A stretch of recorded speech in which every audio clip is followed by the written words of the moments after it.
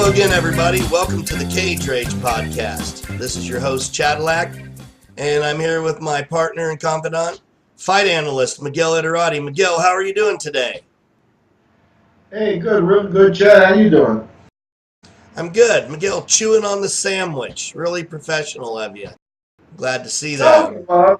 I put it aside, but if you're going to let me continue. He just go ahead and eat. I've literally seen, screw it, let's just go ahead and tell the story.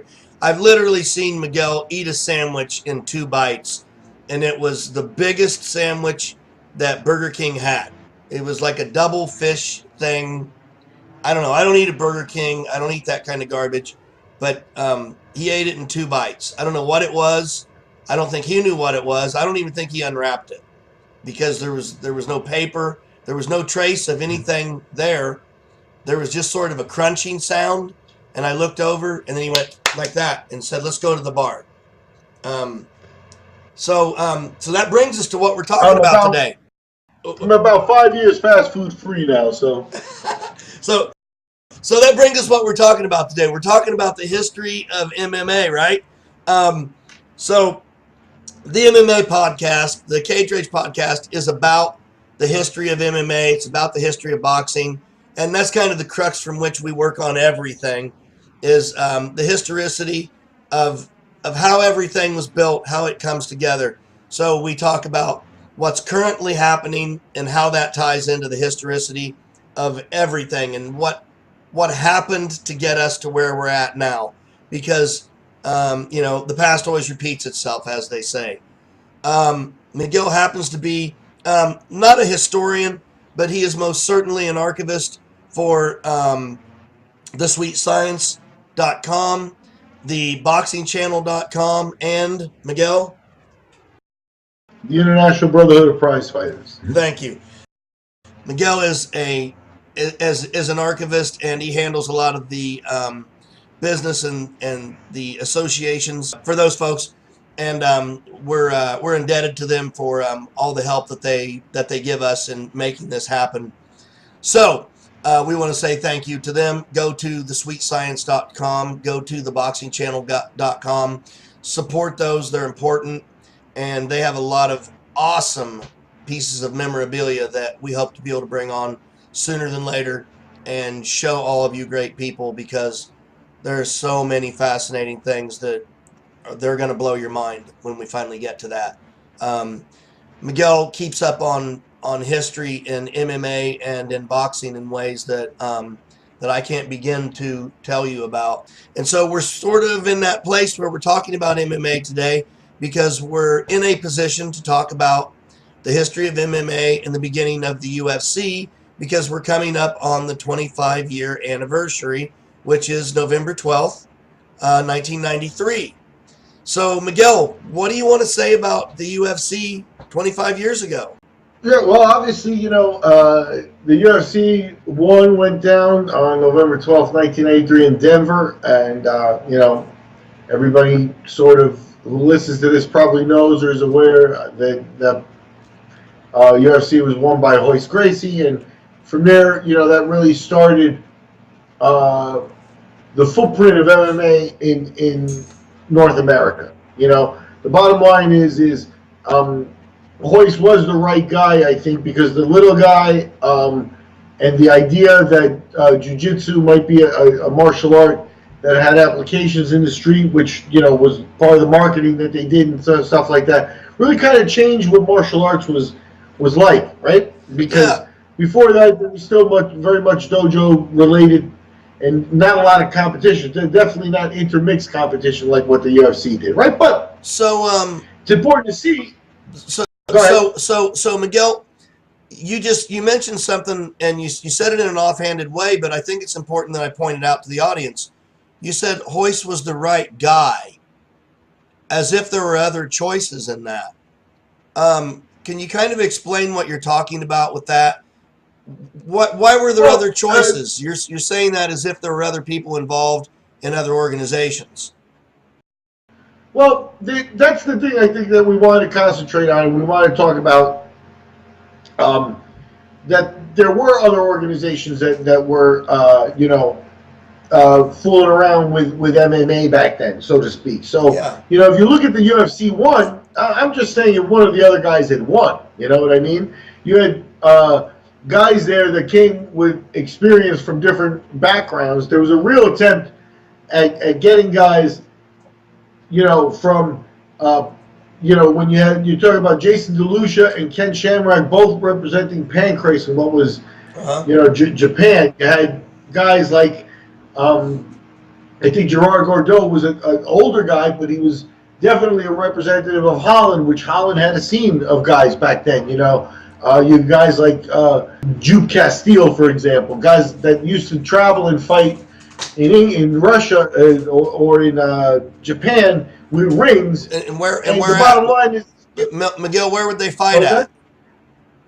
In Japan or Well, where Russia. at in Japan, though? I mean, did they go fight in the street or a warehouse? Where were they fighting? Oh, no. Rings was a legit big. See, that's the point of the podcast, I think, is that we got it in 1993. But Japan, you got to go back. Japan had at least 5 years of several groups doing fights. And because of that, they were just ahead of the game. So where did Ken Shamrock come from? He had, in his fight with Pat Smith, he kind of went through a relatively tough fight, but he had experience in competing in something that was kind of a free-for-all, and that was Pancrase in Japan. Now, Pancrase wasn't exactly MMA with closed fists.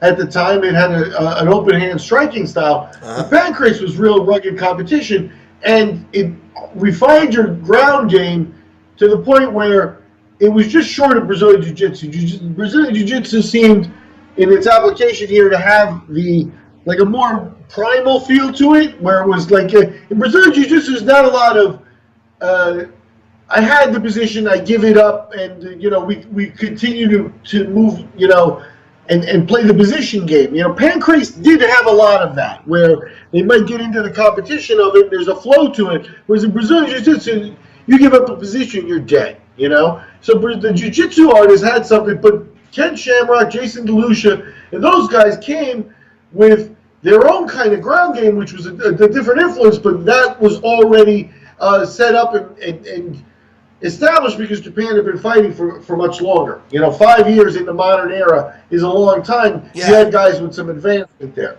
Yeah, so it's interesting to point out to the audience that when Ken Shamrock fought his first UFC fight in UFC 2, or was it? He was 2, right? When he fought. No, he fought UFC 1. In his first UFC fight, he'd already had a record. Whereas Royce was 0-0, Ken Shamrock had a record. And a couple of the other guys on that card had a record. Not everybody did. And so I think that it's not historically well known that this was something that NHB was something that was going on prior to the UFC.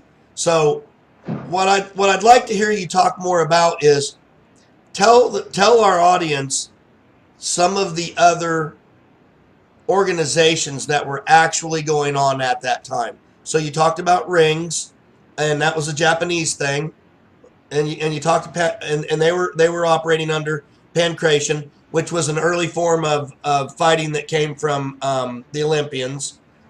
So okay. What else was there? All right, here's the bottom line is in Japan, you had several groups that predated the UFC. One of them being Rings, another one being Pancrase, and the third being Shudo. Okay. They may have had other smaller groups, different names and things, but those are the ones that kind of survive and have fighters on their roster that, you know, are memorable and things of that nature. So we mentioned Rings because Rings is the least respected of all in terms of, at the time, they kind of have pro wrestling feel to them. And in Japan, there is a lot of crossover with pro wrestling, with both Pancrase and Rings, that to their detriment, because pro wrestling is very much theater, and you know this is supposed to be competition. So that mix there got them in trouble. And then you had Shudo off to the side, where Shudo were the real purists. Yeah. You know, they didn't have anything to do with pro wrestling or anything like that. They liked the shoot part of it, which is where the name comes from and everything like that. And shoot being no predetermined outcome, right? So you had Rings. Rings was open-handed strikes and limited time on the ground. It also had ring escapes that you could grab the ropes and escape. You know, you get out of a hold or whatever like that. You know, sort of with pro wrestling, you know, that's right from pro wrestling. You know Yeah, what I mean? They got to reach for the ropes and stuff. can you go into that for a moment and explain to the audience what that means? There's a lot of people who won't have any idea what you're talking about. So I get you to the ground, and let's say I try to apply a footlock, and the fighter would be near the ropes. He could grab the ropes, and the referee would release the hold and start them both up again. You know, so the ropes was an escape. Okay. So Rings had that nuance, but Rings has had fighters such as Frank Shamrock. You know, if you look back at it, the Minotauro brothers, Rogerio Nogueira and Minotaur, the big one and the little one, Yeah, you know, yeah. they have Rings experience. You know, Rings gave us, you know, guys like Dan Henderson fought in Rings, Randy Couture fought in Rings, Jeremy Horn fought in Rings. Oh, so, yeah, you know, that's right.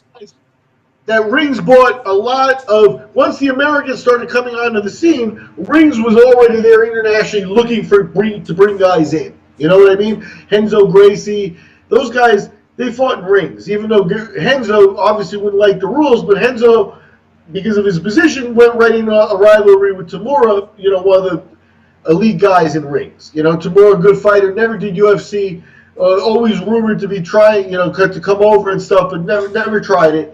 But Rings was maybe the biggest and most funded of them all. I'm going to get his name wrong right now because I wasn't actually prepared to talk about Rings as much. But I actually judged a fight with the head of Rings one time, the Dave Benet, Jose Pele Landy fight. He was one of the judges on that card. But he was a guy that was bought in as judging for judging and things. And he was a guy that very much was in newspapers in Japan and stuff. So they had an iconic guy.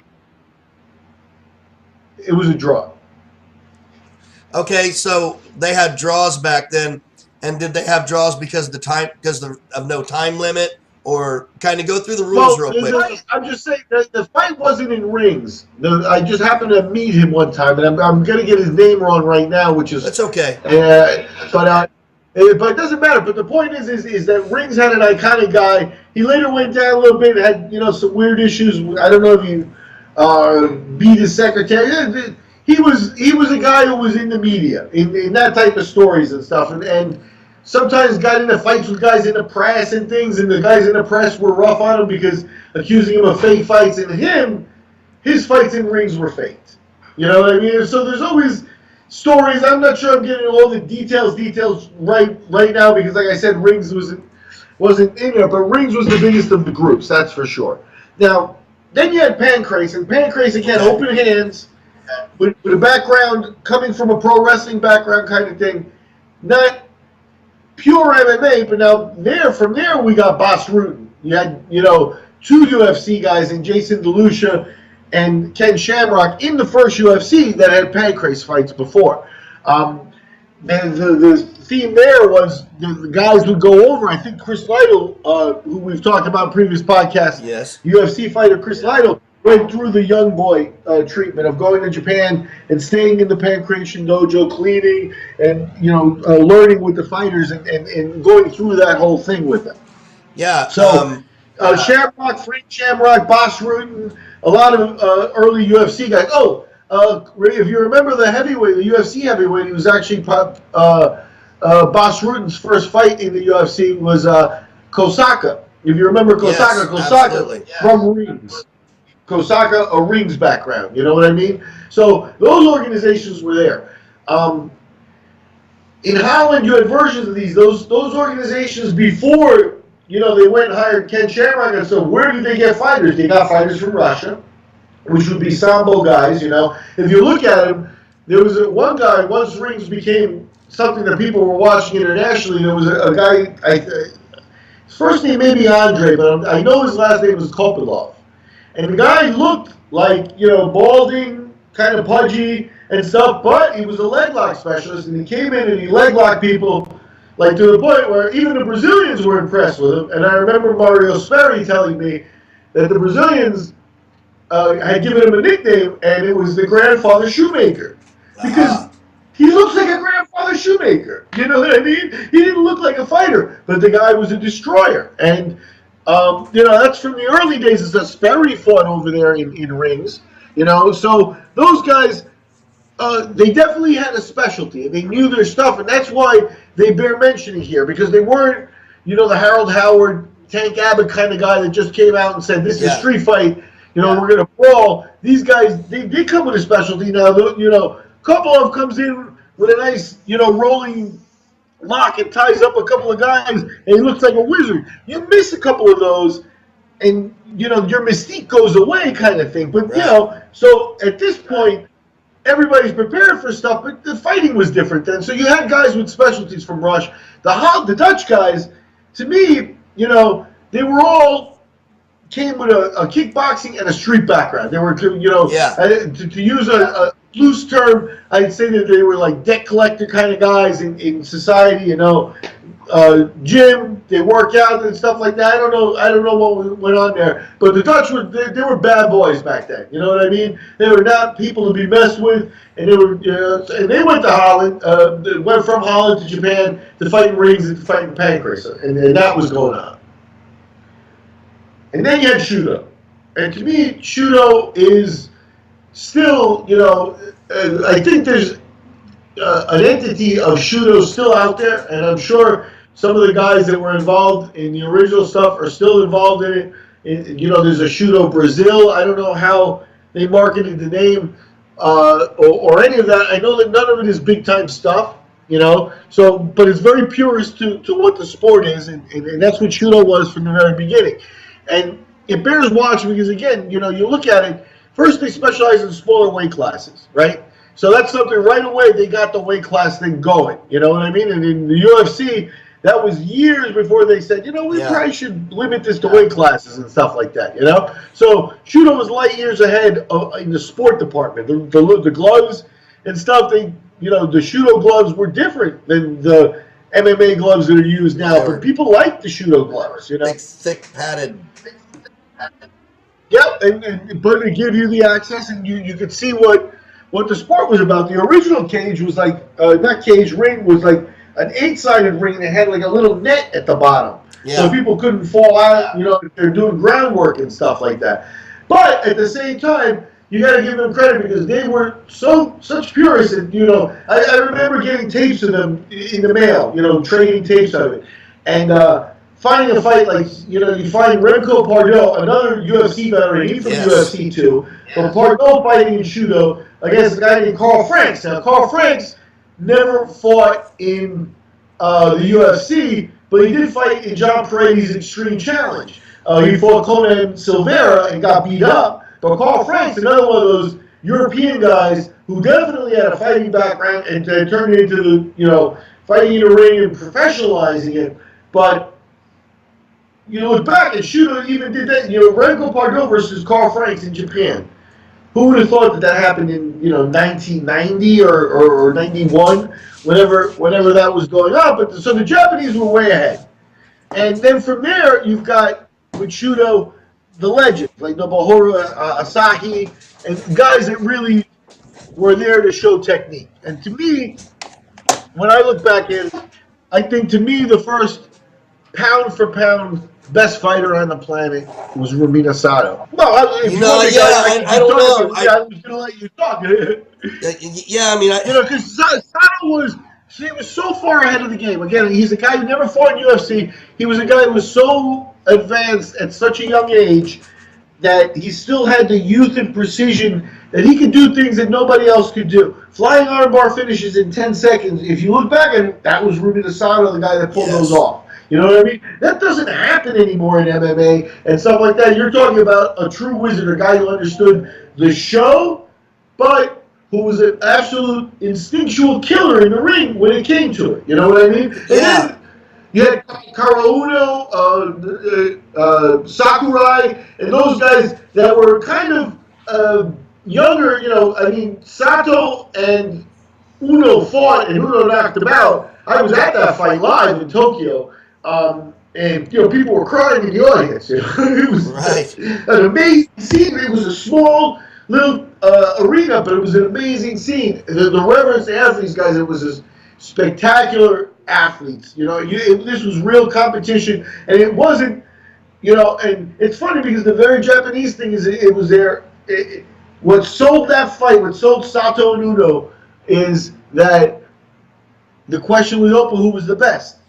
And that's all you needed to sell the fight. Neither guy, had to, drink whiskey and any of that stuff. The Japanese were real purists, really after that. And to me, Sato was the first guy that was a standout that you could just say, when's the next time? Email me that. How do I get that? Where I want to see all this guy's fights. He was that first star because he was just a crossover guy. And also, for UFC heads, I I don't know now because I haven't talked to him in 10, 15 years, but I know that Joe Silva would have said the exact same thing about Ruben Asada. Yeah, there's a ton of stuff to digest in what you just said. Um, I want to start with this. This is a VHS tape. For any of you who don't know what this is an ancient relic called a VHS tape. And this is how we used to communicate back in the days before there was this thing called YouTube and the internet. When we wanted to know something about somebody, we had to get lucky enough to hope that somebody had something on our opponent, which somebody had to be there.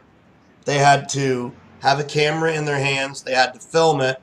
And this is what was inside the camera back then. And then they had to pull it out. And then you had to be lucky enough for them to either be able to copy that off, which meant that they had to have two VCRs, or if they were really fancy, they had to have a dual VCR where they could make copy tapes, which was really classy stuff back then. And that was the tech heads had that kind of stuff. We're talking about NHB here, folks, and things were way, way different back then than they are now. The access that we have now to fighting is so different, and I think that people take all of this for granted, and they don't understand. It's sort of like it's to me the analogy is just like music. Um, when I was a kid, I lived in north central Indiana in a cornfield. And so for me to know who the Ramones were or who the Sex Pistols were or deeper bands, kind of when you got a little deeper into punk rock, and I'm not talking about punk rock like Green Day and silly stuff like that. That's not punk. I'm talking about actual punk rock music. The Dead Kennedys and things. To know who a band like that was in north central Indiana was very difficult because you didn't go to the record store and buy a Misfits album. You saw a T-shirt that a guy had on when you were traveling somewhere in Chicago, and you went, what is that? And somehow or another you would find the record, and then you would write in and you would find it at the back of a rock magazine, and they would have a little tiny ad. And if it looked cool, you would call and they would send you a demo. And it was usually a little cruddy cassette tape that they'd made themselves, or it was a little record. And NHB came up the exact same way. It was the exact same thing that the record industry was.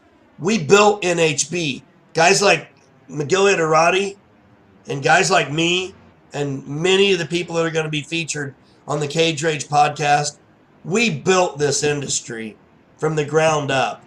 And people don't understand what that means. They don't understand what we had to go through. They don't understand what took place. They don't understand the nights that shows almost got shut down because the fire chief came in because the town didn't like that we were having a show there. So anyways, I'll get off my high horse on that. But so trying to find out what was going on from show to show was nearly impossible. And so keeping up with it was very, very difficult. I mean, you're talking about 93, there was no internet. So 96, the internet starts to come alive. When did YouTube come around? 01?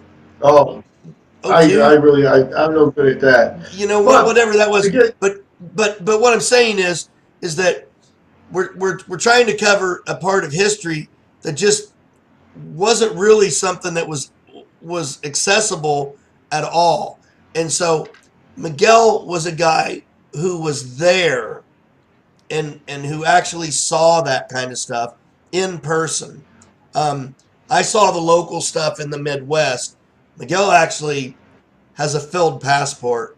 He was diehard enough and lucky enough to be at a lot of this stuff. And we're very, very fortunate to have his literal personal knowledge of it.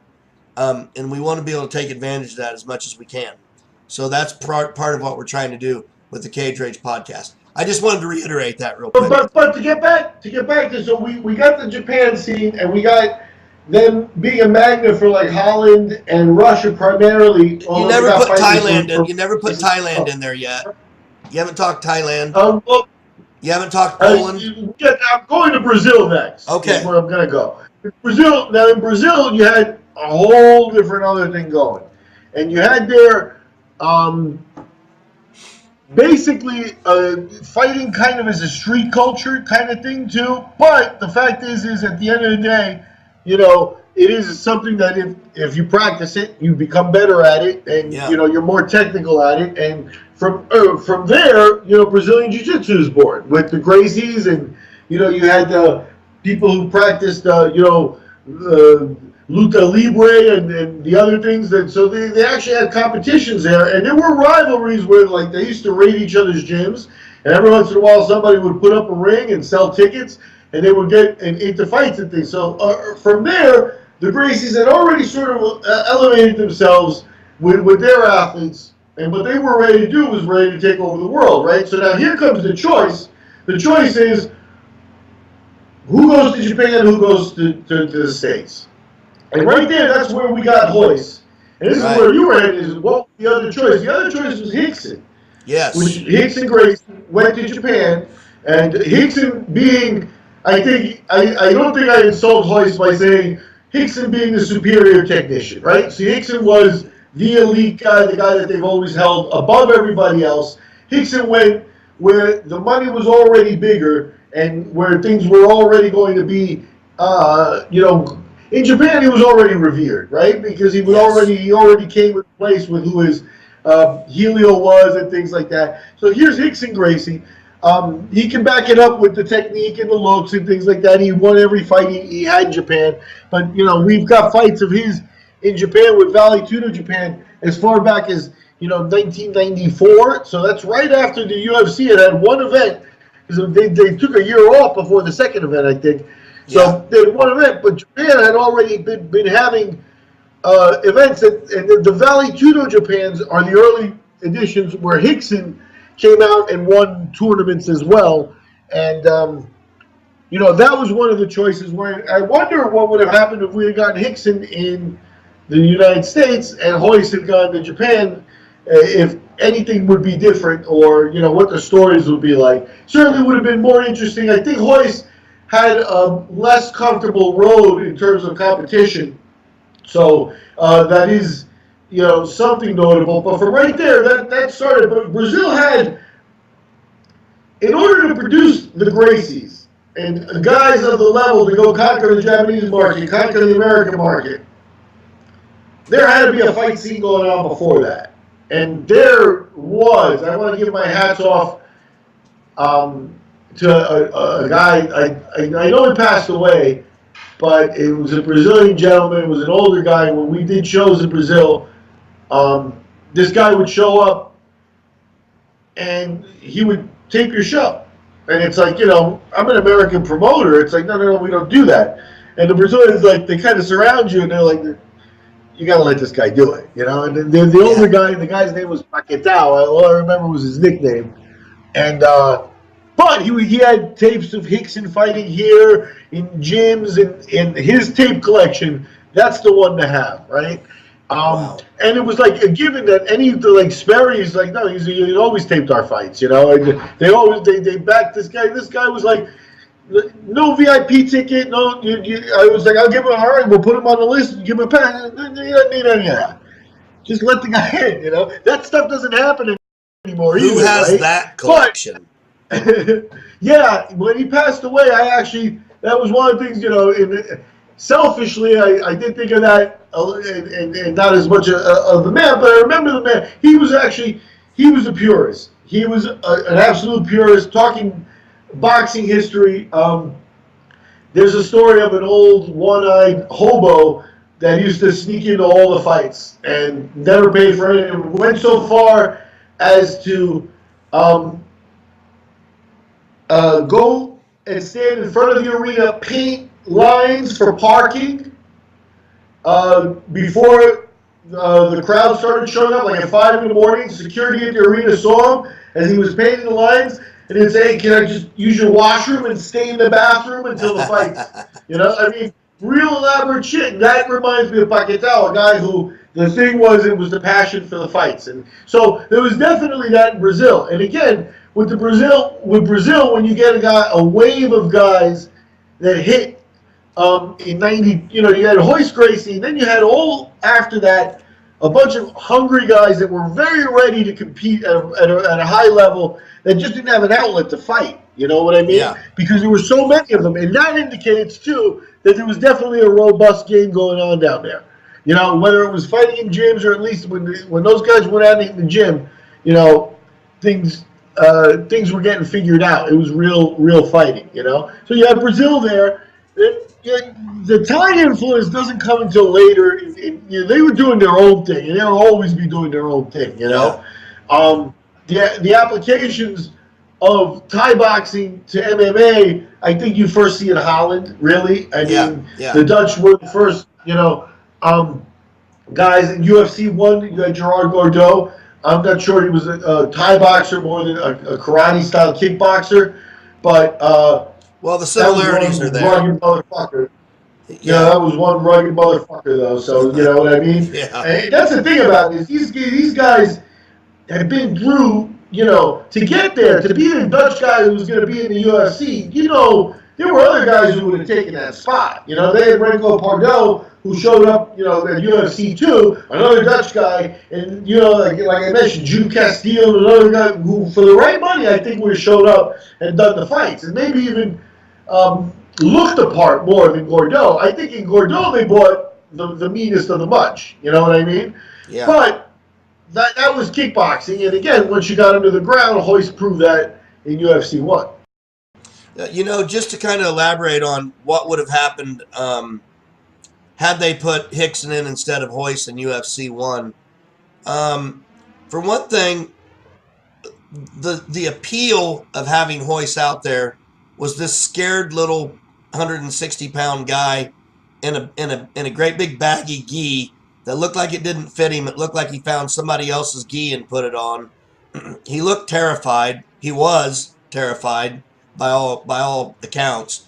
And to have Rickson out there, he would have come out there kind of as that shamrock look and, you know, that chin tough guy kind of look, you know. Not to say anything bad about Master Rickson. I'm not putting him down. I'm not saying anything bad about him. I'm just saying that Royce had an extremely humble approach about him because he was legitimately afraid. It was his first real combat. He had no idea what he was going to get into. He didn't know what was going to happen. They sort of talked him into it, by all accounts, and it had the feel of sort of an underdog. And this, holy shit, this guy's going to get killed. You know, we all sat around. I remember I lived in this little hovel of a hole in this little town called Flora on Hoop Street, and we sat on this couch, and you used to be able to climb up the pole, and you could mess with the thing to get your pay-per-view. This is back when pay-per-views were brand new, and we could mess with the pole to make the pay-per-view work for the cable box. And so we got the Nice. pay-per-view, and you know, we were 20 years old.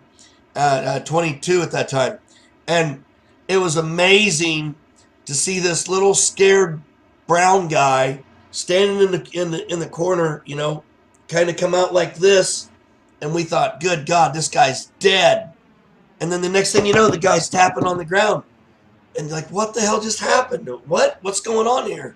And they did it again, and he did it again, and he's winning the whole thing, and he's like, tough guys, come on, tough guys. Gracie Jiu-Jitsu is based. You know, that was the draw. That was the appeal for the first 5 UFCs, was that who's going to win, who can beat Gracie Jiu-Jitsu, who can beat that. And then after that was solved, then it turned into a sport, and we started looking at other things. Prior to that, it was all about Gracie Jiu-Jitsu, and which was really the whole UFC was built around promoting Gracie Jiu-Jitsu. That was the whole idea. I think it would have been different. I don't know how it would go with Rickson. I think at the end of the day, I credit, and knowing many of them, including Royce and Hanzo, knowing that family, knowing how they interact with each other and stuff like that. I think it's safe to say that Rickson would have competed at the same or a higher level than Royce did. Oh, so definitely. I don't think it's like Rickson would have come in and lost, right? So the idea is, I think they still could have marketed him as smaller than everybody else. It may have affected some of the choosing of some of the fighters in some of the early UFCs for matchup purposes, to make it look good or whatever. They may have wanted to bring in someone from Japan for it. I don't know. I don't know how it would have gone, but I don't think the marketing. I do think there is a little bit of an underdog feel that Royce had going in there that you captured, that Rickson would have brought a different level of arrogance. Yeah. And then you will kind of wonder if the magic, the captivation of the audience would have happened. You know what I mean? And that's the interesting thing. Well, what I'm trying to illustrate there, I guess, is this. Had Rickson been the one to come in there, it wouldn't have felt like this is a brand new thing that had never happened anywhere except in the United States. It would have been more obvious that this is something that's going on everywhere.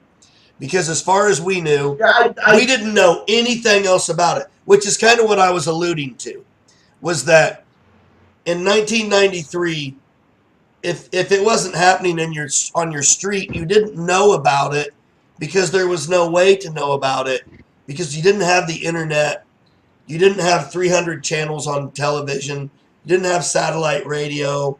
There wasn't communication the way there is today. There were no cell phones. None of that existed. And it's just something that we take for granted now as being part of our lives that just didn't exist then. But this thing that we're talking about right now started 25 years ago. In just a few days, it'll be 25 years that this beautiful thing that we're talking about started. And it's fucking amazing, man. And I love it.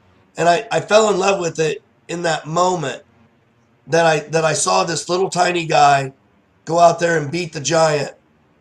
And my fascination with it was exactly that.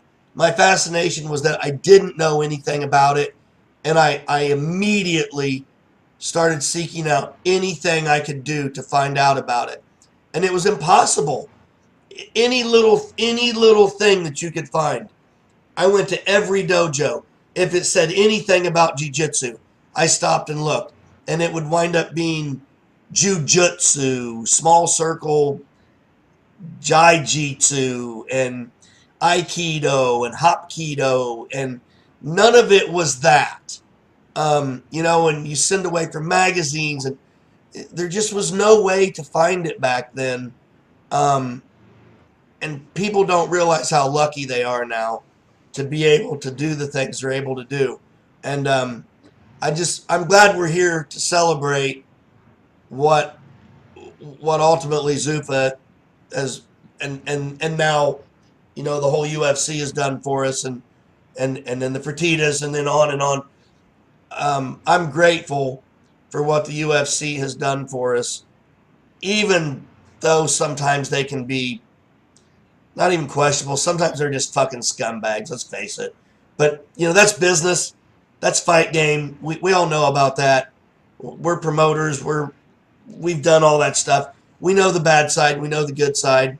You know a little less about the promoting than I do, because there are a lot of times you didn't have to deal with the shitty side of it, and you were able to kind of avoid the pitfalls sometimes, and we're able to be the good guy a lot of times and good for you to be able to do that. But that's just part of fight game, and the UFC knows that too. That's part of fight game, is sometimes you got to be the bad guy, and that's okay, because in so doing, you also get to bring awesome fights.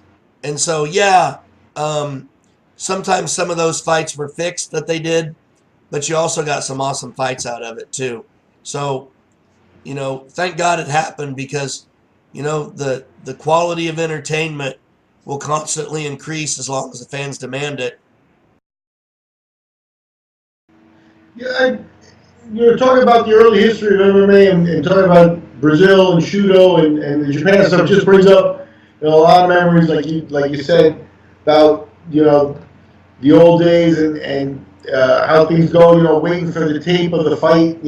When can you mail that to me? All right, I'll tape it, and then you got to tape a VHS and put 6 VHSs stacked on top of each other, and make tape for your taping buddies and stuff like that.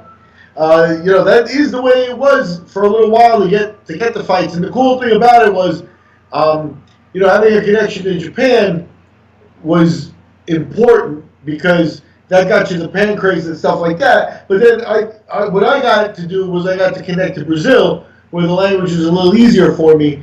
And from there, getting tapes from Brazil and seeing the old Pentagon combats and, uh, shows like that went down back then, and the fighters from there, that got the whole, video circle going on and stuff. I remember once Joe Silva was working for UFC under Zuffa. At some point, a picture of him appeared, on some media. I guess it was AOL or something like that at the time, but. I don't know. It doesn't matter where the picture appeared, but a picture of him appeared, and he was in his home, much like I am. And here he had a stack of bootleg VHS tapes. And at some point, the UFC's got lawyers preventing people from making copies of their show and stuff like that.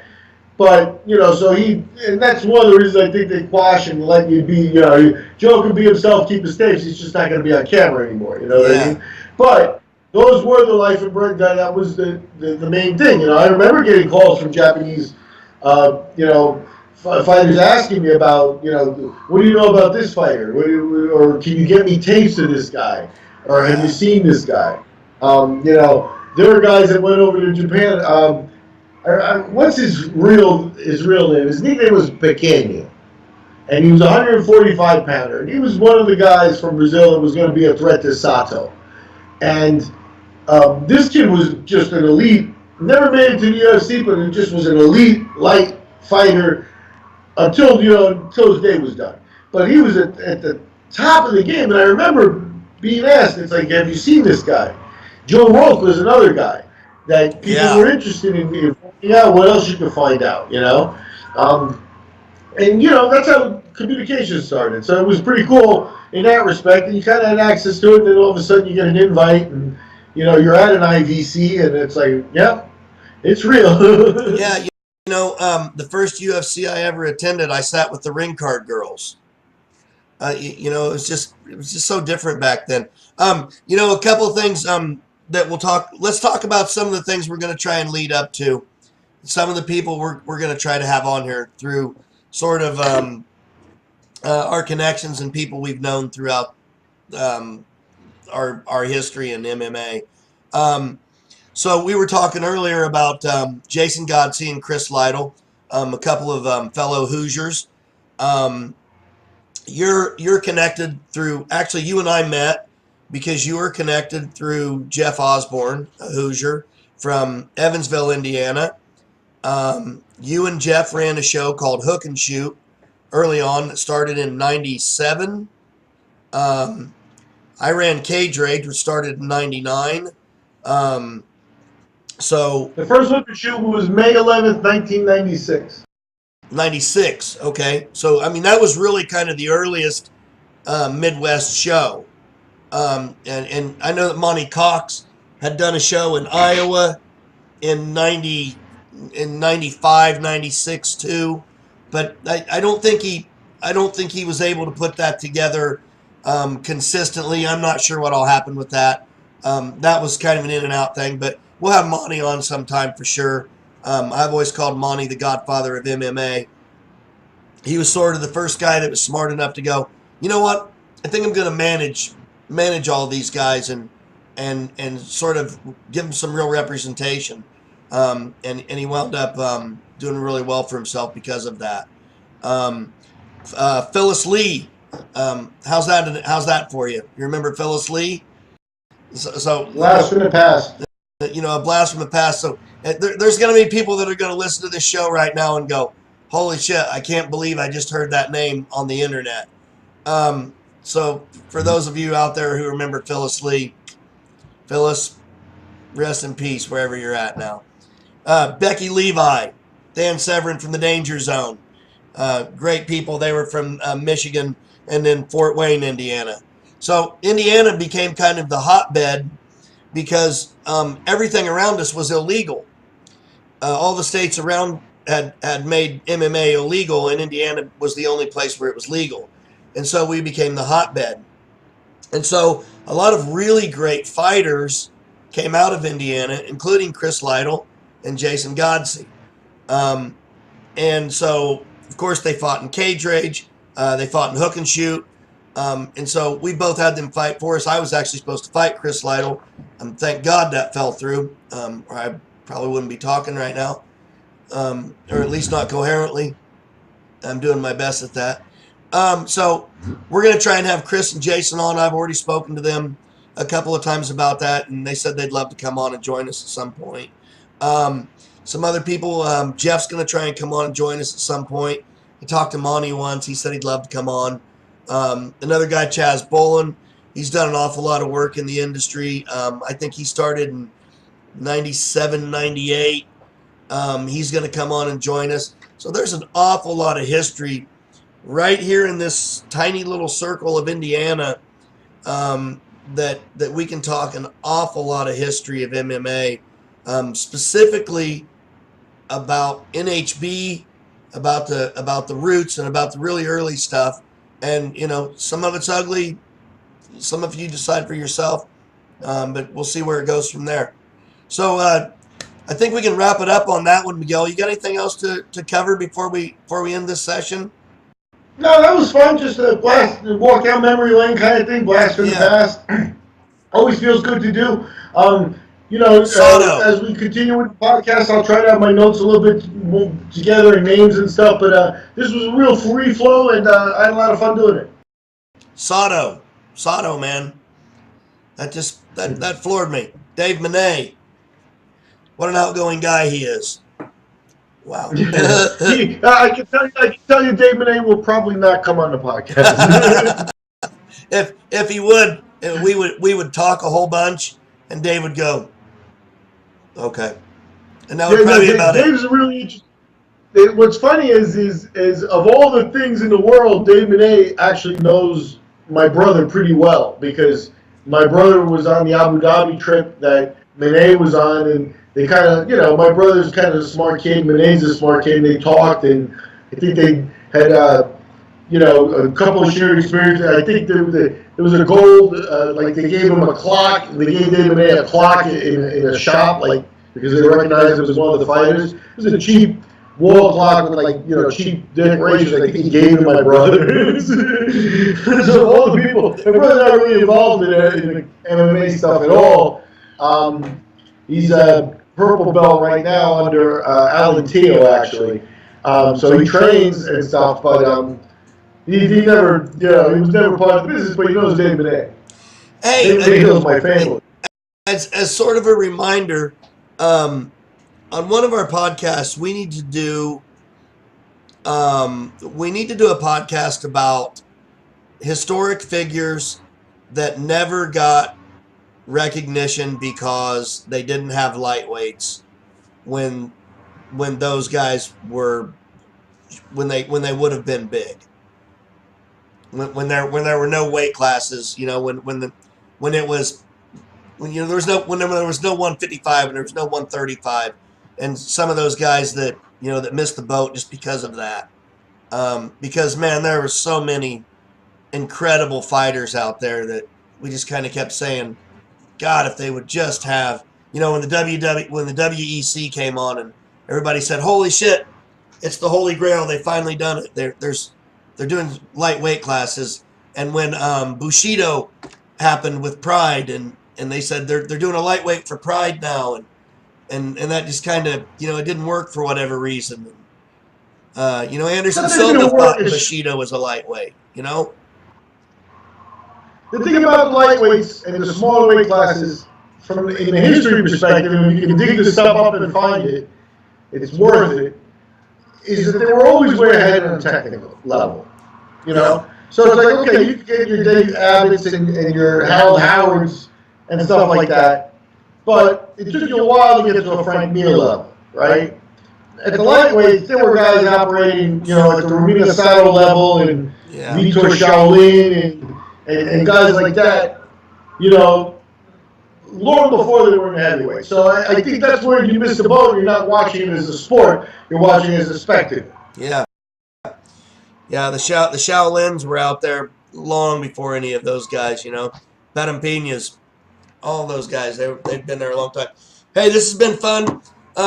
Hey, don't forget to subscribe, hook it up below. The Cage Rage Podcast on YouTube, the Cage Rage Podcast on Facebook. You can send me email at Chadillac, CHADILLAC, Chadillac at thecagerage.com, McGill at thecagerage.com. Aaron, have you got that hooked up now? And the next person that sends me something about my hair, I'm I'm tired of answering stupid questions about it. Anything else you got to say about it, Miguel, before we sign off for the day? No, it's always a lot of fun, Chad. Like I said, walk down memory lane, and we'll do it again soon. Yep, see you soon, man.